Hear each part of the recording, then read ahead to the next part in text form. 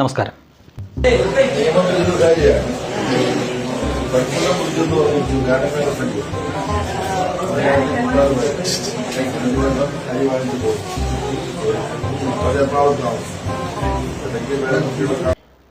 ഞാൻ ഈ വീഡിയോ ആദ്യം സോഷ്യൽ മീഡിയ കണ്ടപ്പോൾ അമ്മയാണ് സത്യം, ഞാനത് വിശ്വസിച്ചില്ല കേട്ടോ. MA ബേബി തന്നെയോ എന്ന് എനിക്ക് ആശ്ചര്യമായി പോയി.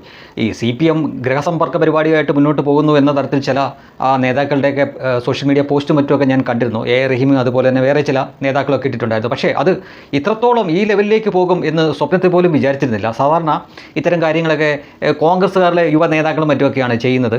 ഒരുപക്ഷെ നേരെ പൂമുഖം അവിടെ വാതിൽ തുറന്നു കിടന്നാലും അടുക്കള വാതിൽ വശത്തൂടെ ആ വാതിൽ കൂടെ ചേച്ചിയെന്നോ അമ്മയെന്നൊക്കെ വിളിച്ചിട്ട് അടുക്കളയിൽ കയറുക, എന്നിട്ട് കുറച്ച് കഞ്ഞിവെള്ളം വേണമെന്ന് പറയുക, പിന്നെ കഞ്ഞിക്കളത്തിൽ നിന്ന് തവി കൊണ്ട് ഈ കഞ്ഞിവെള്ളം ചൂടോടെ തന്നെ ചിലപ്പോൾ ഒരുപക്ഷെ ഊതി കുടിക്കുക. അത്തരം ചില കലാപരിപാടിയൊക്കെ കേട്ടിട്ടുമുണ്ട്, കണ്ടിട്ടുമുണ്ട്.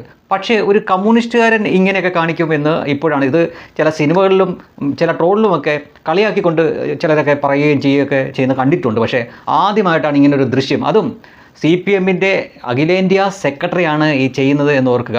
അദ്ദേഹത്തിൻ്റെ സ്വന്തം വീട്ടിൽ തന്നെ സ്വന്തമായിട്ട് കഴിച്ച പാത്രം കഴുകി വെക്കുമോ എന്ന് നമുക്കറിയില്ല. ഒരു പക്ഷേ ചെയ്യുമായിരിക്കാം. പക്ഷേ എന്നാലും സാധാരണ നമുക്കെല്ലാവർക്കും അറിയാവുന്ന മറ്റൊരു വീട്ടിൽ ചെന്ന് കഴിഞ്ഞാൽ അവിടുന്ന് ഭക്ഷണം കഴിച്ചാലും ആ പാത്രം ആ ചെല്ലുന്ന ആൾ അവിടെ തീർച്ചയായിട്ടും ഒരു വിരുന്നുകാരനാണല്ലോ. വിരുന്നുകാരൻ കഴുകി വെക്കാൻ തയ്യാറാവില്ല, അല്ലെങ്കിൽ തയ്യാറായാലും അവിടുത്തെ വീട്ടുകാരതിന് സമ്മതിക്കുകയില്ല. പക്ഷേ ഇദ്ദേഹം നോക്കൂ, അദ്ദേഹം അവിടെ അകത്ത് കയറി അടുക്കളയിൽ കയറി പാത്രം കഴുകി വെച്ചിട്ട് കുശലം പറഞ്ഞിട്ട് പുറത്തോട്ട് പോവുകയാണ് ചെയ്യുന്നത്. ഞാൻ ആദ്യം ശരിക്കും വിശ്വസിച്ചില്ല, കാരണം AIയുടെയൊക്കെ കാലമാണല്ലോ, അങ്ങനെ എന്തെങ്കിലും ആയിരിക്കുമെന്ന് വിചാരിച്ചുകൊണ്ടിരിക്കുമ്പോഴാണ് മുഖ്യധാര മാധ്യമങ്ങൾ തന്നെ വാർത്തയൊക്കെ കൊടുത്തിരിക്കുന്നു. ഇത് കുശലം പറയുന്നു, ഇവിടെ സാമ്പാറാണോ മീനൊന്നും ഇല്ലേ എന്ന് ചോദിക്കുമ്പോൾ കാളാഞ്ചിക്കൊക്കെ വലിയ വിലയാണെന്ന് വീട്ടിലുള്ള വീട്ടമ്മ പറയുന്നതായിട്ടുള്ള ചില വാർത്തകൾ ഞാൻ കാണുന്നു. കമ്മ്യൂണിസ്റ്റ് പാർട്ടി എത്തപ്പെട്ടിരിക്കുന്ന ഒരു അവസ്ഥയാണ് നമുക്കിതിൽ നിന്ന് മനസ്സിലാക്കാൻ പറ്റുന്നത്. ഇതൊക്കെ ചെയ്യുന്നതുകൊണ്ട് എന്തെങ്കിലും മോശമാണോ ചോദിച്ചാൽ മോശമൊന്നും അല്ലെന്നേ, വോട്ടല്ലേ എല്ലാത്തിനും പ്രധാനം. പക്ഷേ ഇത് ഒന്ന് ഓർത്ത് നോക്കുക, ഒരു 1-2 പതിറ്റാണ്ടിന് മുമ്പ് വരെ കമ്മ്യൂണിസ്റ്റുകാരൻ എന്ന് പറഞ്ഞാൽ തന്നെ അവന് അഭിമാനവും ഒരല്പം അഹങ്കാരവും ഒക്കെ ആയിരുന്നു. അവർക്കൊരു നിലപാടുണ്ടെങ്കിൽ ആ നിലപാട് കട്ടിക്കിടിച്ച് അങ്ങോട്ടും ഇങ്ങോട്ടും മാറില്ല. നിങ്ങൾ വോട്ട് ചെയ്തില്ലെങ്കിൽ വേണ്ടെന്നേ, ഉള്ളവരുടെ വോട്ട് മതി, ഇതൊക്കെയായിരുന്നു അവരുടെ നിലപാട്.